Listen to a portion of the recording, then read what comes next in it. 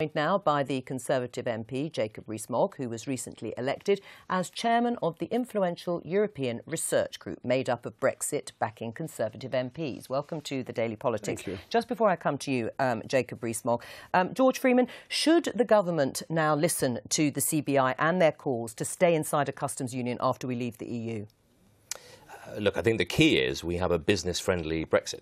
Most of my constituents, when they voted for Brexit, wanted us out of the political union, but actively trading and part of what they were sold in the 70s. So does that mean remaining in the customs union? So let me finish the question. The problem with the customs union is that it prevents us ultimately from signing trade deals.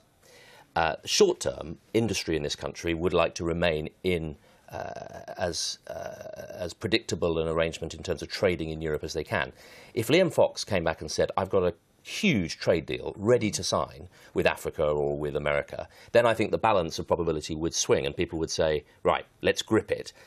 So I think it's a question of transition. Of that, do you think at the moment, all things being equal, that Britain should heed those calls and remain in a customs union with the EU? Well, some of those calls, I think, are designed to stop us implementing Brexit at all, and I don't agree with that. But that's not the question I'm asking. Should Britain remain in a customs union? Should it be on the table? I'd like us to negotiate a deep trade agreement with the European Union in which we have that free customs movement so that the Northern Ireland border works, so that we can sell our goods. I think Jacob wants that. I think our only point of difference is that Jacob, as a sort of sovereignty hawk, would prefer us to be out at the end of March next year, even if we don't have a customs agreement. I would like us to have a customs agreement, and if we didn't, paying the price of another year or two while we negotiate those trade deals, for me, would be a small price to pay. But we agree ultimately we want to be able to do those global trade deals, and that means coming out of the current customs union. Right, but let's just be clear. At the moment, if the price is to stay in the customs union until, in the future, trade deals are struck or could be struck, you would be happy for that and you support that? The key word is the customs union. A customs union, yes. The customs union, as Boris has said, is the current European Union. So I think we need to negotiate a customs agreement with the European Union that means we can sell across the European market. That's right. What my constituents Well, and that is pretty well what is currently the arrangement of staying in the customs union, that actually all those regulations and standards would remain the same and the status quo would continue. Do you agree with George Freeman on that? The status quo is not what people voted for. You must remember the CBI received nearly £1 million from the European Union between 2009 and 2015. It is not an independent body. It is backing inefficiency, a lack of competitiveness, and wants to remain in the European Union. It campaigned for the euro, for the exchange rate mechanism, and against Brexit. It's not representing small business or the consumer, and it's the consumer I want to help, and I want to be out of the customs union as soon as possible. I'll give you a specific example. Clothing has an 11.8% tariff on it coming into this country from outside the EU. Footwear, 11.4%. That hits consumers in the UK to very little benefit of UK manufacturers because we don't make many textiles or shoes anymore. Right. I'll give you a counterexample. Our aerospace industry, we're a major player in Airbus. There are no tariffs. I'll give you our life science There are no industry. tariffs on aerospace. Let me just make the point. There are other industries, life sciences, 60 billion a year. I don't want us to have to negotiate an individual customs arrangement with each of the countries. The challenge is a transition, so we get a trade agreement with Europe so that we can then, I agree with Jacob, access these global markets. Mr. Barnier and President Macron have both said that we can have a free trade deal with the European Union based on Canada. That's great. Right. Do you agree with that? Right. Would you accept that? A trade Canada deal plus. on goods? No, just the Canada deal on goods. Well, it's based on Canada, so it would be enhanced Canada. That's on the table. That doesn't need us to remain in the customs union. And if we stay in the customs union, this is where I do, George, disagree, it means we won't be able to get the other trade deals because the other countries won't think it's worthwhile doing deals with an EU satellite. So I understand that. Our only difference is avoiding the cliff edge.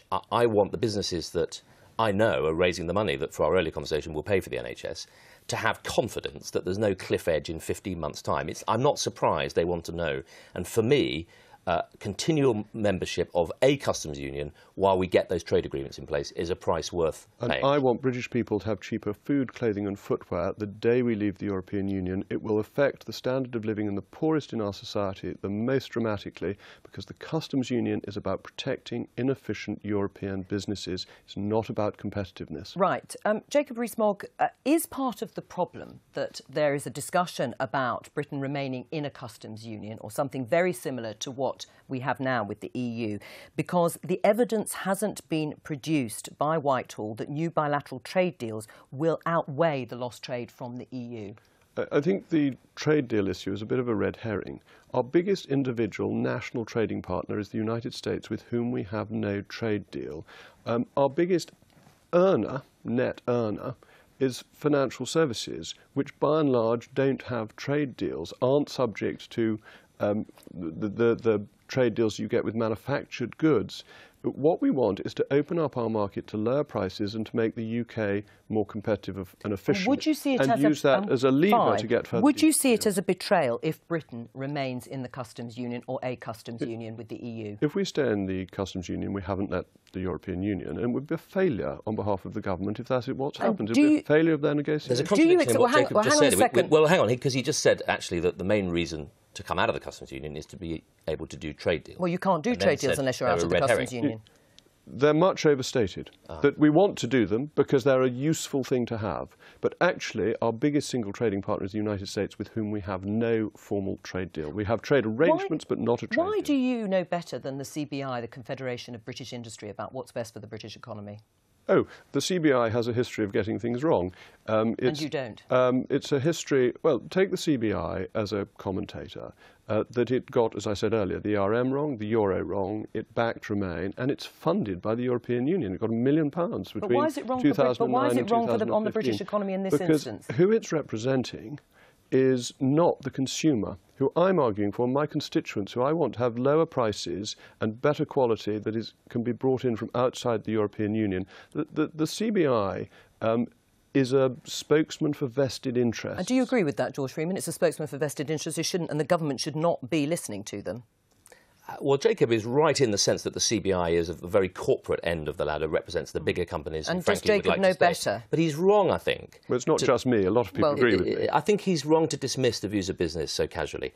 For me, I'm completely committed, reconciled to Brexit, but it has to be a pro-business Brexit. I want us to be not just more pro-business as a government, but a bit more business-like. If I was on the board of Great Britain, PLC, I would say, I understand that the customs union prevents us from doing a trade deal. Have we got any good ones lined up? And if we haven't, then I would say right now that is a step too far. But if we can get those trade deals, then I see the argument. Right, but you're not convinced at the moment that you're going to be able to get those trade deals, or that it might replace, well, not least because Jacob just said trade deals are a distraction. Right. I mean, we'll come on to why you think trade deals are a distraction, because I thought that was the whole point of Liam Fox's job. But first of all, is this something, you talk to people all the time, you were chairman of the policy board before Christmas, in cabinet ministers and Tory MPs, is this something that is being actively considered, Britain remaining in a customs union arrangement with the EU? I don't think at that level of detail. I think most colleagues, and actually most constituents, reconciled to Brexit, want us to make a success of it, want it to be pro-business. They said to me on the doorsteps, I'm sure to Jacob, we voted to join a common market, not a political union. We want to come out of the political union and stay in a trading bloc. Do you think it's a possibility that the government will consider it? I think there's a possibility we may negotiate what the PM has said rightly she wants, a full trade deal with Europe, which would see free movement of our goods and our ability to import. But this is about the customs union. I mean, Jacob Rees-Mogg, they might be listening to some pro-Remain Tory backbenchers like Ed Vaizey, for example, who at the weekend said the mantra that free trade deals will make us leap out of Brexit unscathed is for the birds. They take years and years to negotiate and often involve compromises that anger domestic audiences. Why is he wrong? Well, they don't always take years and years. The US and Australia did one in 10 to 11 months, and it's been very powerful. But can I get back to why trade deals are a distraction? Because I think this is important. The real benefit we get is from lifting tariffs on goods that come into this country and non-tariff barriers. That makes the UK more competitive. It makes goods for consumers cheaper. Unilateral free trade has worked in every country that has tried it historically. Trade deals are an add-on benefit. And if you open up your market and you again go to people and say, we've opened up our market, do you want to open up yours?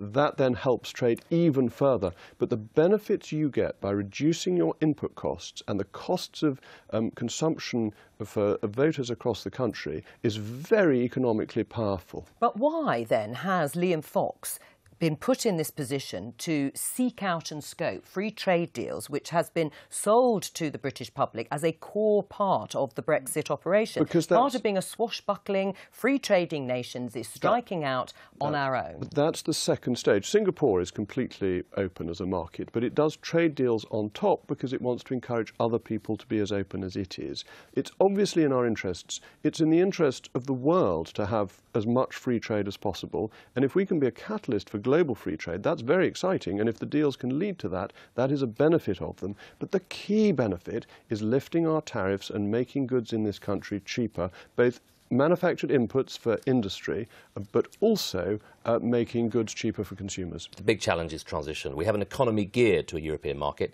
We've got to re-gear it to global markets. You can't do that overnight at the end of March next year. We need some transition. Thank you very much, Jacob Rees-Mogg.